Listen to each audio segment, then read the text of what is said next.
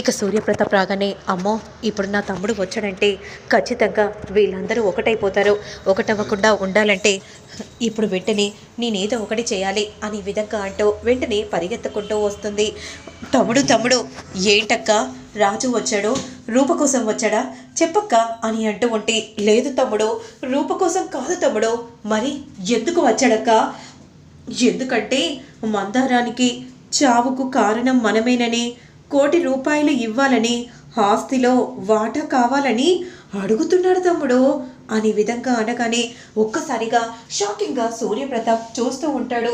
అప్పుడు వెంటనే సుమ మాత్రం, ఏంటి రాజు అలా అడిగాడా? ఖచ్చితంగా రాజు అలాంటి వాడు కాదు, రాజు ఎలాంటి వాడో మాకు బాగా తెలుసు, ఆయన అలా ఎందుకు అంటాడు? బావగారు నిజ నిజాలేంటో వాళ్ళని పిలవండి, వాళ్ళని పిలిచి మాట్లాడండి, అప్పుడే తెలుస్తుంది అని ఈ విధంగా అంటూ ఉంటే, అంటే ఏంటి మా అమ్మ అబద్ధం చెప్పినట్ట? కావాలంటే మావయ్య వాళ్ళని పిలిచి మీరే మాట్లాడండి, అప్పుడే మీకే అర్థమవుతుంది. అయినా మాకు అబద్ధం చెప్పాల్సిన అవసరం ఏముంది? రాజు అలాగే అన్నాడు, వాళ్ళని లోపలికి రానివ్వకూడదని మేమనుకున్నాం, కానీ సెక్యూరిటీని దాటేసి నన్ను కొట్టి మరీ లోపలికి రావాలని చూస్తున్నాడు అని ఈ విధంగా దీపక్ అనగానే, ఏమో వాళ్ళని పిలిచి ఒక్కసారి మాట్లాడండి పెద్దనాన్న, ఎందుకంటే రాజు ఎలాంటి వాడో మాకంటే ఎక్కువగా నీకు కూడా తెలుసు కదా అని అంటూ ఉంటే, ఇక సూర్యప్రతాప్ అక్కర్లేదు, వాళ్ళని వెంటనే ఇక్కడ నుండి బయటికి గెంటేసాయి, సెక్యూరిటీ వాళ్ళు లోపలికి రావడానికి వీల్లేదు. సూర్య వద్దు సూర్య, వీళ్ళను వేరు చేయడం కరెక్ట్ కాదు, నేను చెప్పేది విను, మీరు ముందు ఇక్కడి నుండి వెళ్ళిపోండి, అక్కర్లేదని వెళ్ళిపోయినప్పుడు అలాగే ఉండండి, మళ్ళీ ఇప్పుడు నా గుమ్మం ముందుకి ఎందుకు వచ్చారు? వెళ్ళిపోండి, ఉండడానికి వీల్లేదు అని సూర్యప్రతాప్ కోపంగా అంటూ ఉంటే, దండాలు అయ్యా, అలా అనకండయ్యా, అలా మాట్లాడకండయ్యా అని ముత్యాలు అంటూ ఉంటుంది. ఇక అంతలో రూపకు మాత్రం రాజు వచ్చినట్టున్నాడు అని ఏంటో పరిగెత్తుకుంటూ వెళ్ళి చూస్తూ ఉంటుంది.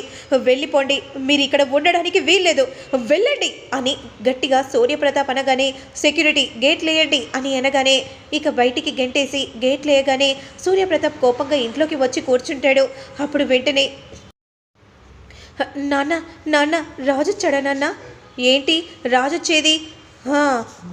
అసలు ఆ రాజు ఏం చేశాడో తెలుసా?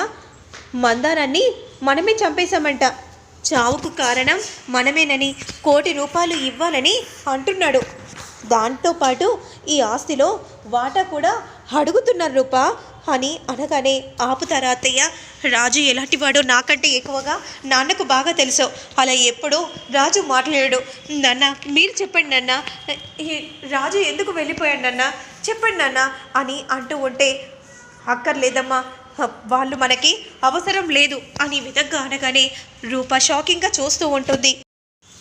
నేను కేవలం నువ్వు గర్భవతివి అయ్యావని తెలిసి వచ్చారేమో అని అనుకున్నాను, కానీ ఆస్తి కోసం వచ్చారని నాకు అర్థమైందమ్మా, అందుకే వాళ్ళని వెళ్ళిపోమ్మని చెప్పాను అని అనగానే ఇక రూమ్లోకి వెళ్ళి రూప చాలా బాధపడిపోతూ ఉంటుంది, ఏడుస్తూ ఉంటుంది. మరోవైపు జరిగిందంతా తలుచుకొని సూర్యప్రతాప్ కూడా చాలా బాధపడిపోతూ ఉంటారు. ఇక రూప మాత్రం ఎవరికి ఎలా ఏం చెప్పుకోవాలో అర్థం కాక తనలో తానే చాలా బాధను అనుభవిస్తూ ఉంటుంది. రాజుతో గడిపిన జ్ఞాపకాలను గుర్తు చేసుకొని చాలా బాధపడిపోతూ ఉంటుంది. ముగ్గురు కూడా అలాగే ఆలోచిస్తూ ఉంటారు. ఇక 6 నెలల తర్వాత మనకి రూపని చూపిస్తూ ఉంటారు. అమ్మ నువ్వు ఇలా ఏం తినకుండా తాగకుండా ఉంటే ఎలా అమ్మ, తినమ్మా, టాబ్లెట్స్ వేసుకోవాలి అనే విధంగా సూర్యప్రతాప్ తినిపిస్తూ ఉంటాడు. ఏంటి భయ్యా, ముందు టిఫిన్ పెట్టుకొని తినకుండా ఏం ఆలోచిస్తున్నావు, తిను అని అనగానే వెంటనే అక్కడి నుండి వెళ్ళిపోతాడు. ఇక 8 నెలల తర్వాత డాక్టర్ వచ్చి చెక్ చేస్తూ ఉంటారు. ఇక వెంటనే చాలా జాగ్రత్తగా ఉండాలి అనే విధంగా అంటూ డాక్టర్ అక్కడి నుండి వెళ్ళిపోగానే ఇక 9వ నెలలో పురిటి నొప్పులు మొదలవుతాయి. అమ్మా అమ్మా నొప్పి అనే విధంగా గట్టిగా అరుస్తూ ఉంటుంది రూప. అప్పుడు వెంటనే అందరూ పరిగెత్తుకుంటూ వస్తారు. అమ్మ రూప నీకేం కదమ్మా, మేమున్నామమ్మా, చంద్ర కార్ రెడీ చేయి, వెంటనే మనం హాస్పిటల్కి వెళ్ళాలి అని అంటూ వెంటనే రూపని తీసుకొని హాస్పిటల్కి అందరూ బయలుదేరుతారు.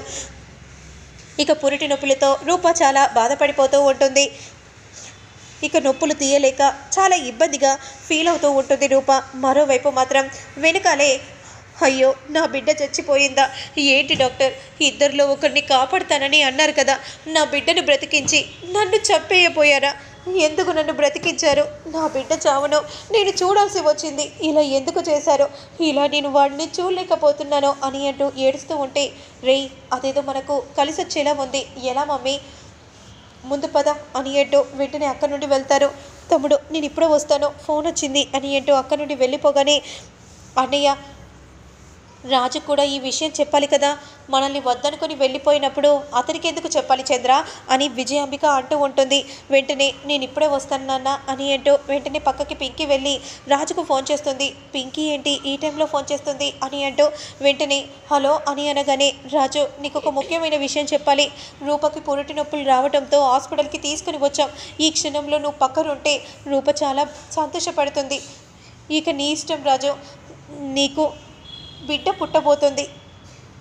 ఆ బిడ్డ కోసమైనా నువ్వు వచ్చి తీరాలి అని అంటూ కాల్ని కట్ చేయగానే ఇక రాజు ఏం చెప్పాలో అర్థం కాక మౌనంగా ఉండిపోతాడు.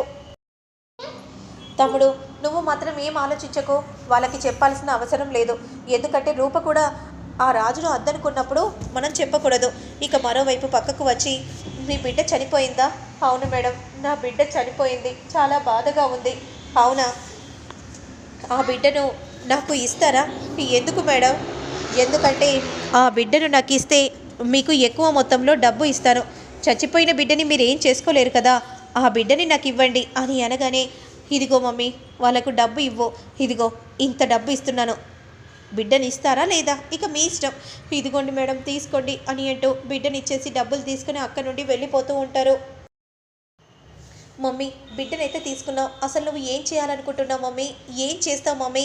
ఏముందిరా, ఈ చచ్చిన బిడ్డని రూప దగ్గర పెడతాను, ఇక ఆ బిడ్డని చంపేస్తాను. ఎందుకు మమ్మీ, వాళ్ళకి ఇచ్చేస్తే సరిపోదా?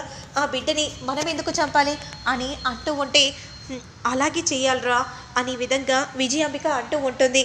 ఇక మరోవైపు మాత్రం అమ్మా అని గట్టిగా అరగానే వెంటనే 12 బిడ్డకు జన్మనిస్తుంది రూప.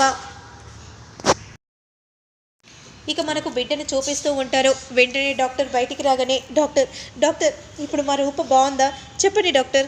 కంగ్రాచులేషన్స్ సూర్యప్రతాప్ గారు, మగ బిడ్డ పుట్టింది అని విధంగా చెప్పగానే అందరూ కూడా చాలా సంతోషపడిపోతూ ఉంటారు. రేయ్ పదరా పద, ఆలస్యం చేయకుండా వెళ్ళాలి అని ఈ విధంగా అంటూ రూప ఉన్న రూమ్ దగ్గరికి విజయాంబిక దీపక్లు వస్తారు. ఇక నర్స్కి ఫోన్ కాల్ రావడంతో అక్కడ నుండి వెళ్ళిపోతుంది. వెంటనే బిడ్డను మార్చాలరా, మార్చు అని విధంగా అంటూ ఉంటే రూపకు పుట్టిన బిడ్డను దీపక్ మార్చేస్తూ ఉంటారు.